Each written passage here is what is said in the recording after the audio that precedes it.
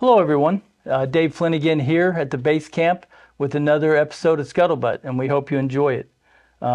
Today, we're looking at different ways of helping with veterans assistance.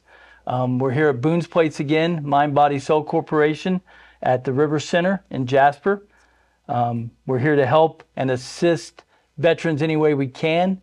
We can't do this, again, without our great team at DC Broadcasting with Mr. Bill Potter and Caitlin Nykum and the hardworking crew back at the station, getting these shows out to you for use and allowing us to be able to really dive into ways we can help veterans here in Du Bois County. The veterans and citizens of the local area, in my opinion, greatly benefit from all the dedication of a lot of people that bring these type of shows and this information to you. So we really want to thank them. Today, I'm joined by Mr. Ed Oser, a U.S. Army Vietnam veteran and a member of the local VFW Post 673, which I'm a member with him. And we're here today to talk about MIA and POW Remembrance Day. Ed, welcome. I'm glad to be here. Glad to join you. Well, it's an important time. I know you've been our liaison officer for this at the VFW now for a number of years. How many years have you been doing this? 4 years to be exact. 4 This is years. my fourth year. Okay. And with that 4 years, has the VFW here in Jasper always done a ceremony or something in remembrance of POW MIA?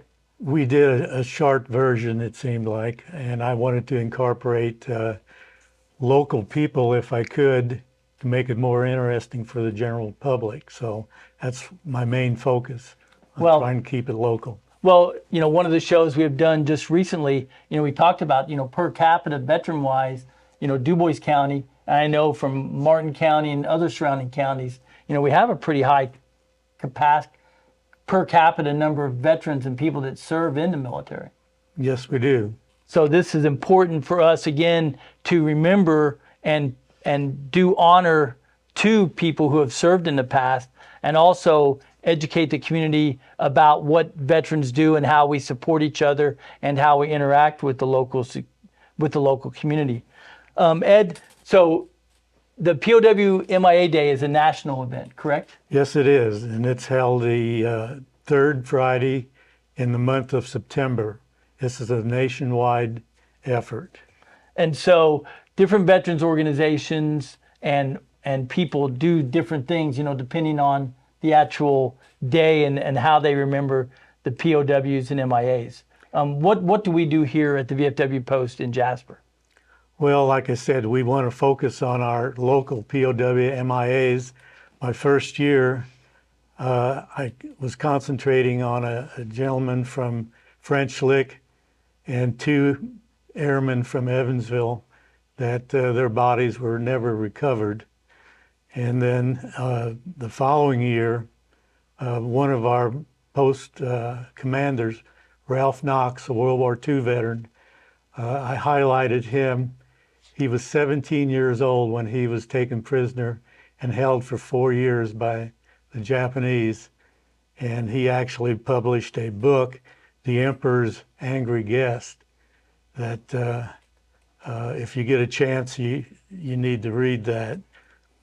Last year, I concentrated on Bart Wade, who was a 1957 graduate of Jasper High School, and his plane was shot down in North Vietnam at the Christmas bombings in 1972. So this year, I'm highlighting Kurt Wiseman, who was a C-130 pilot when his plane was shot down in An Lac province during the Eastertide Offensive in 1972. So I know we focus on our local veterans as we should, but looking back through history, there's been thousands of prisoners of war, very prominently in World War II and Korea, not as many as in Vietnam, but each of our wars and each of our military conflicts, we have a number of missing in action. They go back through all the wars.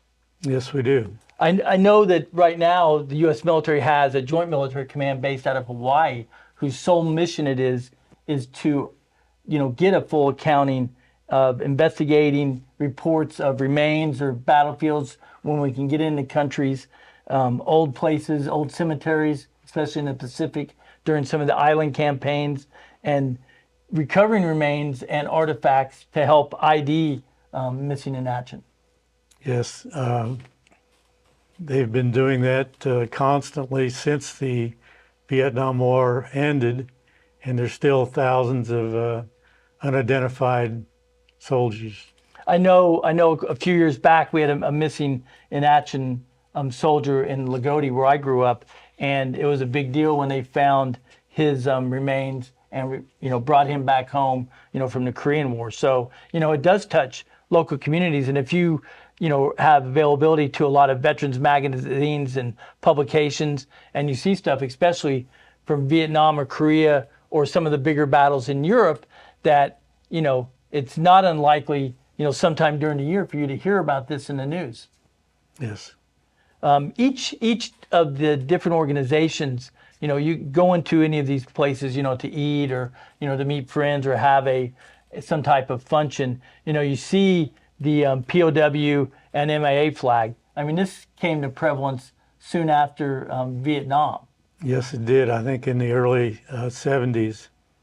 And this is a national flag that we use. I mean, it's very similar to the type of reverence we play as veterans to the U.S. flag, because this represents our our promise to our veterans that we will never stop until we get a total accountability of all of our POWs and missing in action. Because some people were brought in, they were identified as POWs and stuff, and then when the war was over, they weren't disappeared. there. Yes. They weren't there, or even if our foes said they had passed away, there were no remains recovered, so we don't know for sure, that we can't account for that.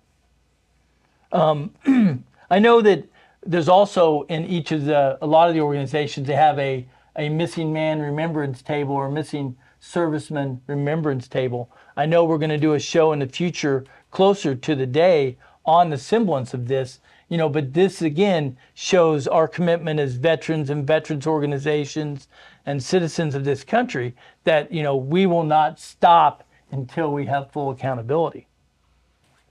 The ceremony that we're going to have here on September 20th, that's going to be at 6:30. 6 o'clock. Oh, 6 o'clock, I'm sorry. At the VFW Post. On Newton Street in Jasper. And we're asking all veterans to attend, and anyone else that general public's invited. So please show up, and we have a special guest that will be with us this year, and Kurt Wiseman's sister, who was, I think, 2 years younger than Kurt. She's going to bring some memorabilia, some of his decorations and pictures, and we'll be there to field any kind of questions you may have. So this is an added attraction, and we're real happy to have her join us for that date.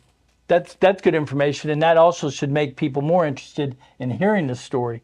I know that at the VFW we've also had another event that's happened in line with POW MIAs. We've had an Eagle Scout come to us and ask for help with the project. Yeah, that was Samuel Osterman. He's a senior at Jasper High School, and as part of his Eagle Scout project, he wants to establish a POW MIA granite monument in the city of Jasper. We don't have anything like that at the present time, and we're looking forward to him making progress, and we have supported his efforts. I know that would be an important memorial, and added to the different memorials that we have throughout the county in Du Bois, Huntingburg, Ferdinand, and here in the city of Jasper. And so this is going to be another way that veterans can help support. I know that we'll be tracking the progress of that project as well as getting more information out to the local public about what we're doing for POW MIA. Ed, I want to thank you for being on the show And today. I want to thank you as well. And we look forward to seeing you at the ceremony and what we do for veterans and the community here throughout the county. Thanks a lot. God bless America.